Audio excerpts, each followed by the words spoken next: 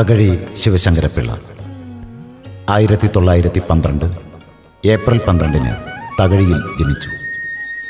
കുട്ടനാടും തിരുവനന്തപുരവും തൻ്റെ തട്ടകമാക്കി ഒട്ടേറെ കൃതികൾ രചിച്ച തകഴി അന്താരാഷ്ട്ര പ്രസിദ്ധി നേടിയ ഏക മലയാള നോവലിസ്റ്റാണ്. താൻ ജനിച്ചു വളർന്ന കുട്ടനാടും അവിടുത്തെ കൃഷിക്കാരും കർഷക തൊഴിലാളികളും സാധാരണ മനുഷ്യരുമാണ് തകഴിയെ വിശ്വപ്രസിദ്ധ എഴുത്തുകാരനാക്കി മാറ്റിയത്. സാമൂഹിക ജീവിതത്തിൽ പടർന്നു പിടിച്ച പുഴക്കുത്തുകൾ തുറന്നു കാണിച്ചാണ് അദ്ദേഹം സാഹിത്യരംഗത്തേക്ക് കടന്നു വന്നത്. സാഹിത്യം മാനവ പുരോഗതിക്ക് വഴി തെളിക്കണം എന്ന ആത്മവിശ്വാസമാണ് ഇതിന് തകഴിയെ പ്രേരിപ്പിച്ചത്.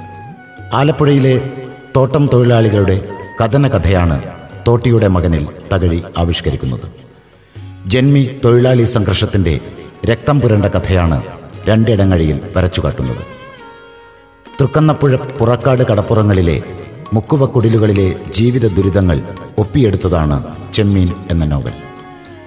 250 കൊല്ലത്തെ കേരളത്തിൻ്റെ സാമൂഹിക വികാസ പരിണാമത്തിൻ്റെ ചരിത്രമാണ് തകഴിയുടെ ഏറ്റവും വലിയ നോവലായ കയറിലൂടെ പ്രതിപാദിക്കുന്നത്.